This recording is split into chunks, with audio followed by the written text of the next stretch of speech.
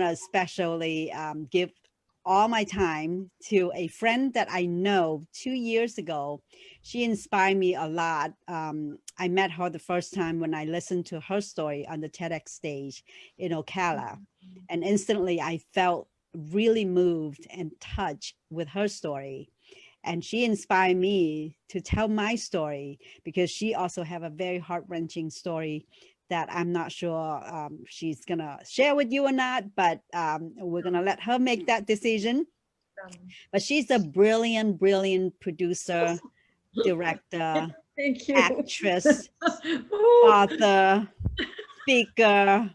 Oh my God, I can't stop because she just but more importantly, she's a beautiful human being that's always loved to share and trying to make a difference in the community.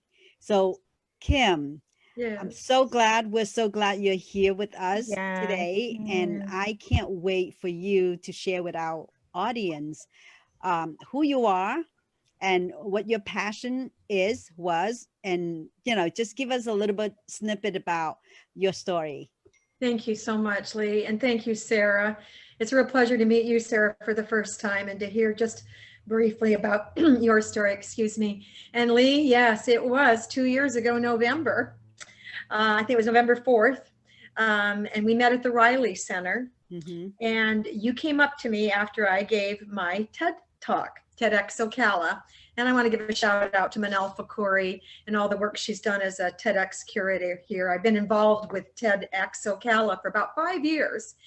And it started when I was asked to do makeup. And I went and I did makeup. And then I was asked to give a speech. And that's when I met you. And I've been a coach now for the last 2 years. I've coached other TED Talks. But what was significant about that TED Talk that day was more than me just giving a TED Talk and more than me just meeting the wonderful Lee Tran. I gave a TED Talk about my life in theater, about 50 years in theater, which that was kind of hard to be that honest on stage. That's amazing. You wrote your first plays when you were 11. I was That's 11 years old when I wrote phenomenal. my very first play, and the little elementary school in Elkhart, Indiana, the teacher was kind enough to say, I think you got a little something here, and I'm going to let you produce it in front of the whole, I think it was like 200 kids came, and I went, it was the whole kit and caboodle. I was 11 years old, and I never forgot that, mostly because I never forgot what a wonderful teacher I had who allowed me that experience. And so that's always been something that's a part of me, to teach, to mentor, to grow, to plant, to move on and to move forward. But back to that TEDx day and why that's very important. My TEDx story in my 50 years in theater also involved my most favorite theater person in the whole world, which was my daughter, Diana Brookins. And she did a lot of theater with me from the ages of 6 on. And she became a professional actress in her early 20s in Portland, Oregon. When she was 25, she had a routine gallbladder surgery while she was pregnant. It was, there was egregious medical error, and she lived 4 months in the hospital, still pregnant, and she delivered in her 29th week a 2-pound baby, and she passed away. And so I was left, my baby was gone, but a new baby was in my life. And so when I wrote my TED Talk, that was a part of it, because at one point, Lee and Sarah, and to my audience, I said, I will never darken the door of a theater again as long as I live. If I don't have my daughter to do it with me, I don't want to do it. So basically, I was kind of shaking my fist at my creator and saying, no, my talent is done. I'm not using it anymore. Well, as you know, in my TED Talk, that changed, because I came to Ocala, Florida, and I met a wonderful group of people who, through prayer and kindness and loving, they kind of drew me back onto the stage. And the next thing I found out, I was coaching and teaching children from the ages of kindergarten through high school at St. John Lutheran School here in Ocala. And with a friend, we team taught a whole world of theater to a whole decade of students. And it was really remarkable. It was remarkable for me to see that that horrible vow I'd made to my creator was now broken, and I was forgiven, and I was able to go forth with my talent. But a lot of things happened in between, and let's go to my TED Talk. So I gave my TED Talk on that November, and 2018. And then in December, I got to see my TED Talk come onto YouTube, and that was very exciting. And I remember talking to my 29-year-old son, Daniel, about it. And I kept saying, oh, go watch the TED Talk, honey. And sadly, that boy of mine passed away on December 20th. Oh. So that was a second young adult child I had lost. And that was 2 years ago, Lee. So you didn't even know that happened to me just a few weeks after you and I met. No. Again, that question came before me. Do I carry on? Do I go on? How do I go on? Do I retreat? Do I isolate? Do I die in increments? Do I not use my talent anymore? Do I not stay who I am? Lots of questions came up. I, however, made a decision. I made a decision probably a few months after my boy passed away that I was going to carry on. I was going to reuse my talent. And that's when, you know, I wrote the play Unboxing in Biloxi during that time, the play that you saw on November 20th of this year, live online. I wrote this play, and this play was about a place in my life when I was 18 years old, and when a criminal act was committed against me as a young woman. And I did not feel at that time in the late 1970s that there was any justice for me.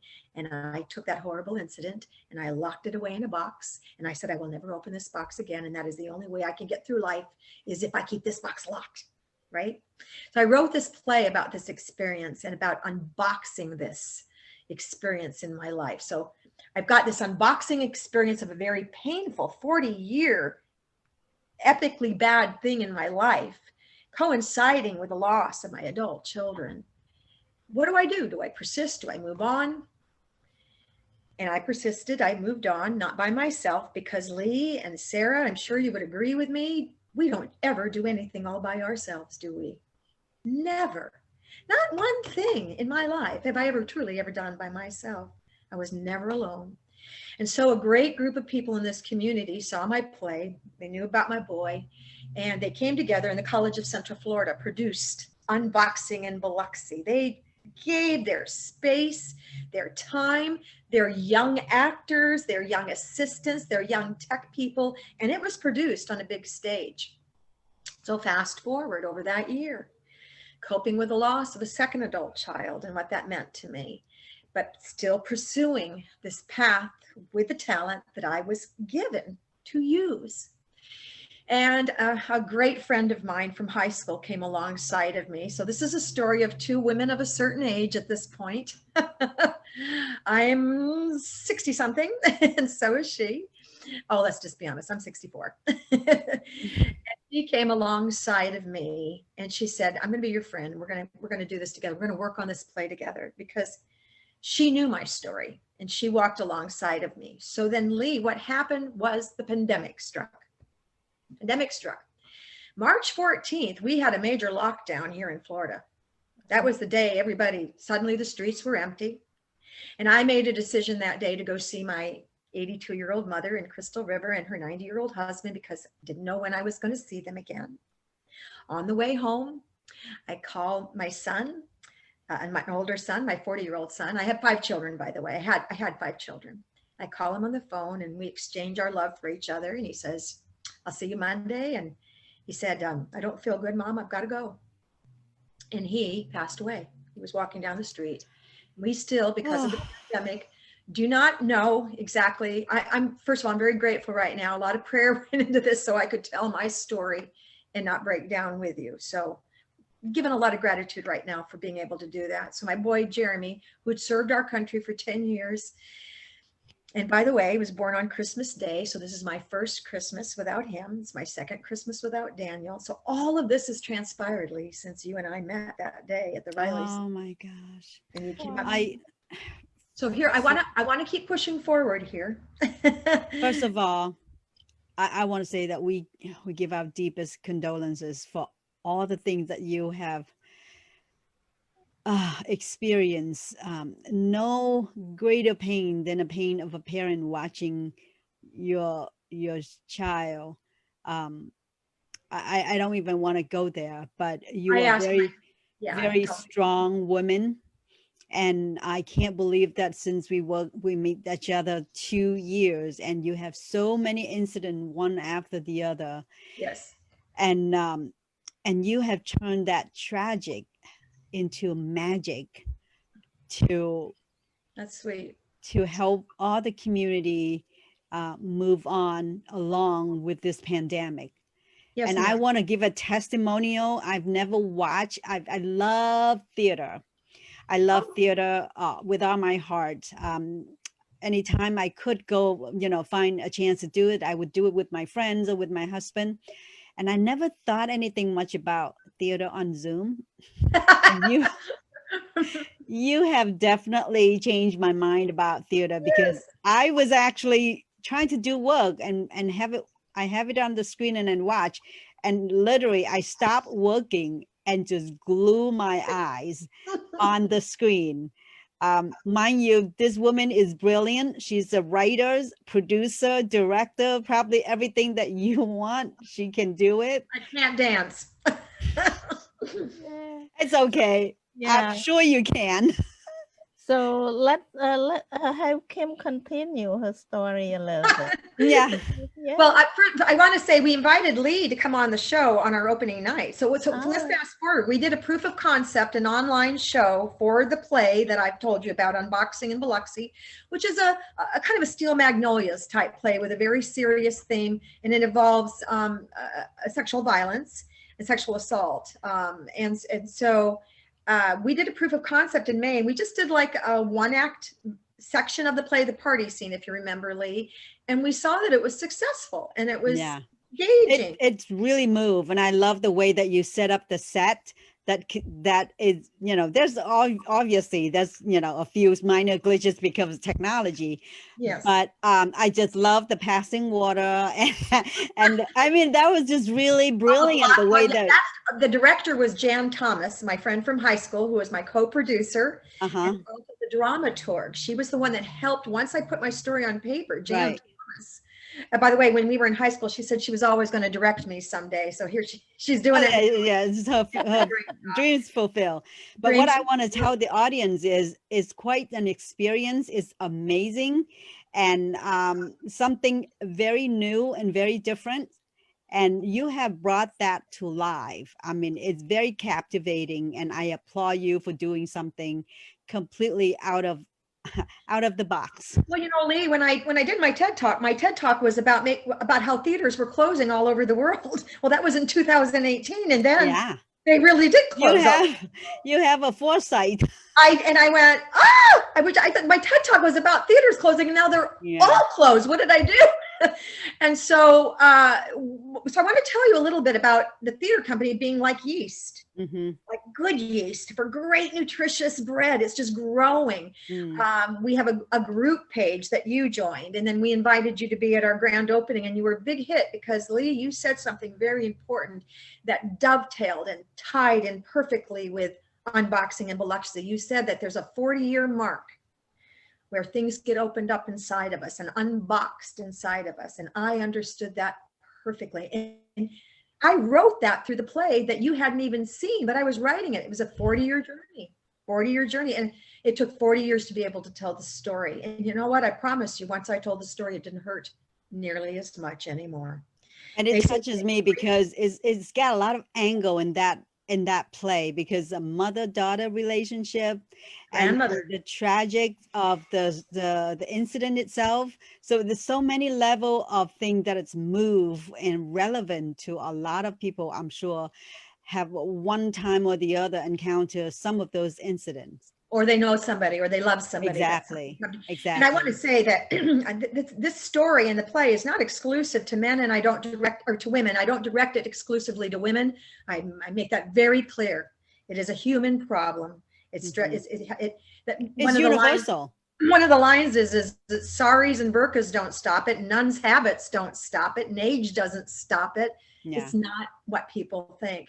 And so the play allowed me to tell my story, and also to provide some insights, I think, for people to listen to. So back to our grand opening, we got together, we grew like yeast. Suddenly we've got a website that this wonderful company called Christie.tv has helped us with. And by the way, if you need she's one of our sponsors, and she's absolutely terrific, Christy.tv.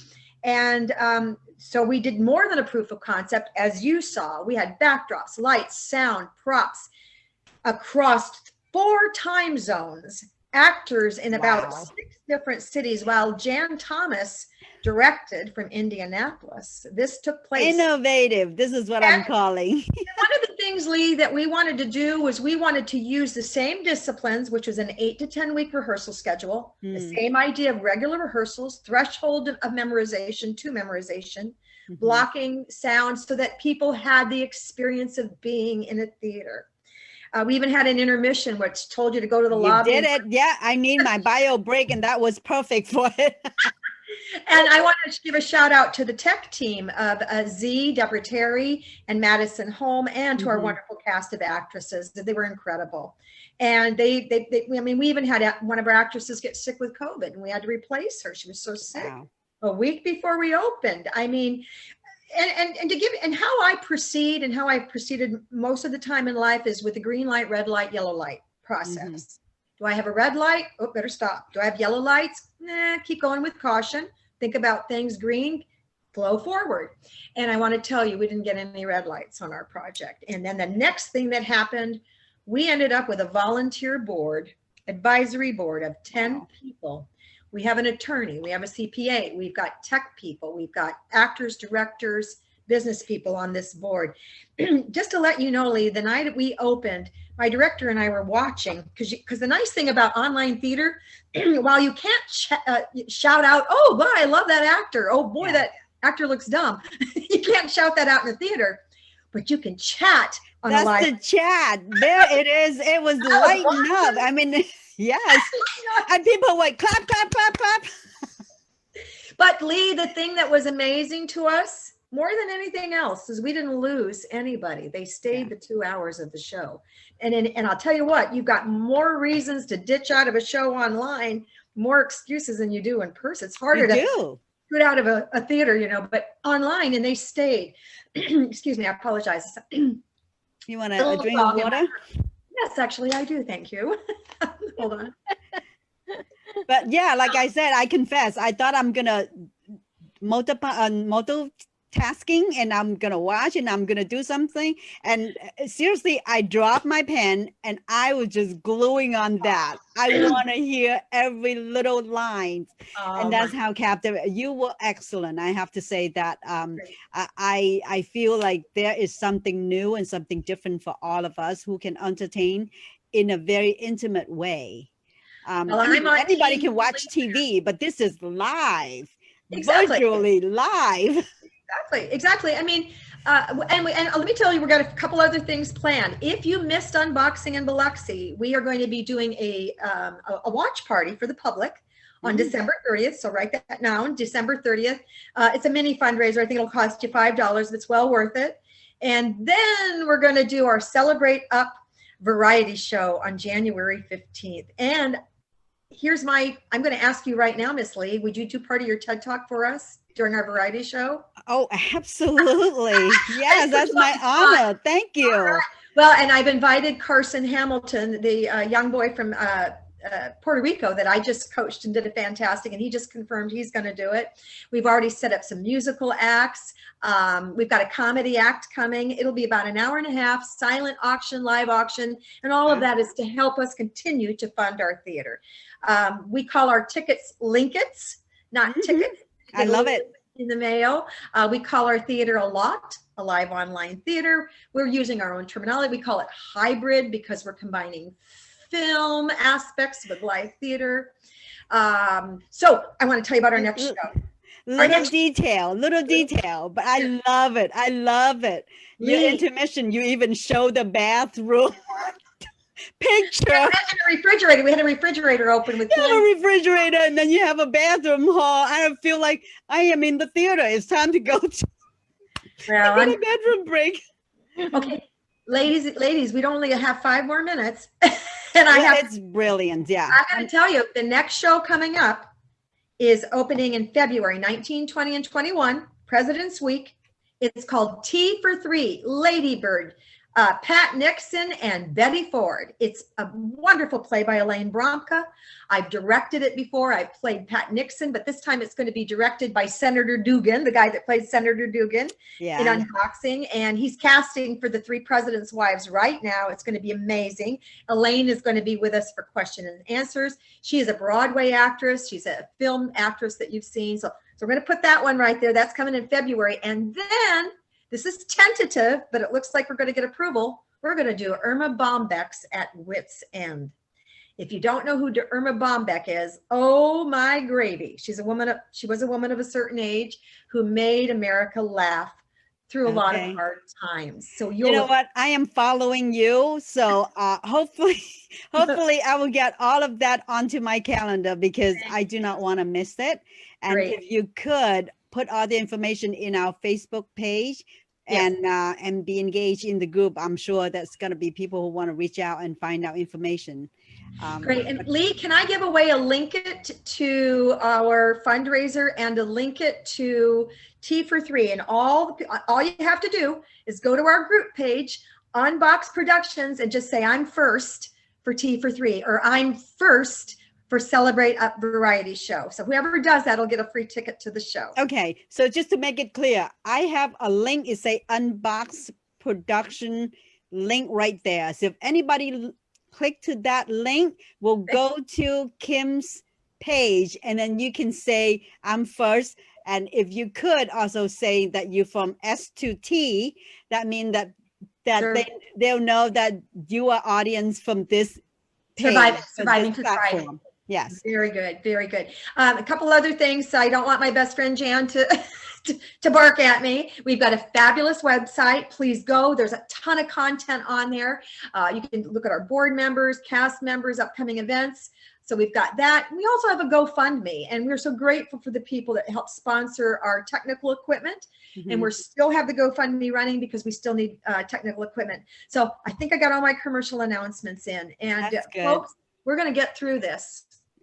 And we're going to be better than we were before. Yes. We're going to have more love and more patience and more empathy and more strength and courage than we've ever had before in our lives. That is my belief. My hat tip off to you, a woman of passion, energy, and always think about moving forward, even though you have been through a very tough period in the last couple years. And this community is where your energy devoted, and then we can see it. I can see it. Everything you do, everything you touch, it's just gold. And I want to thank you for sharing that gift to the world. And now you can actually literally to the world, because it's not limited to a local. Anybody can get to that link and watch it anywhere in the world. And I don't think most of us have grasped that reality, that it's not that we were less connected. We, in many ways, were more connected. Lee, I have two remaining adult children. Jonathan Brookins lives in New York City. He teaches a yoga class every morning at 7:30. By the way, he invited his old mother to join him. I've been getting up behind the screen. I put my little mat out, 7:30. I do about 3 things, and then I just hold for a while, but I'm watching my son live do his yoga class. Jonathan Brookins, shout out to Jonathan Brookins. And my other son is also going to join me live tomorrow morning, even though he's in Orlando, even though there's COVID. Even though one's in for Zoom, I think it's a blessing that we can actually still connect it. I'm sure it's just not Zoom. We have many other different platforms, but I think Zoom is still so far the clearest, the better. So it may end up being the gold standard too, as they develop it too, and shine their new lights on it. I feel bad I talk so much, but I think no, you don't. You're supposed to talk because you are our guest. Well, I love you, Lee, and I love you too, Miss Sarah. Even though I just met you, but I love you. And I can't wait to have you come and do. I have not heard your TED Talk, Lee. You have not heard my TED Talk? You hurt my feeling. Oh, you hurt my feeling. You know what? I think I just told a fib. I probably did, but there's been so much going on. I need to watch. Anyhow, I want to read your book. I want to read your book. Well, my book is really UIB. Really, my books are my plays right now. That they really are my. And there's another one called Damselfly that's online that can can be read. And that tells the story of my daughter's medical malpractice experience before she passed. Oh Yeah. God, I God wrote bless that. you.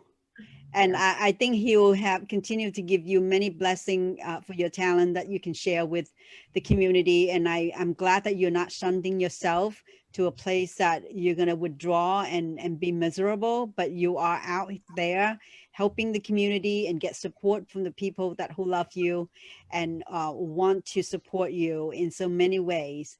And I'm looking so forward to the next play. And is that something going to be like every quarter or? Yeah, well, our first season is really about 5 productions. It's the first one was Unboxing in Biloxi. Then we're going to do the variety show. Then we're going to do Tea for 3 in February.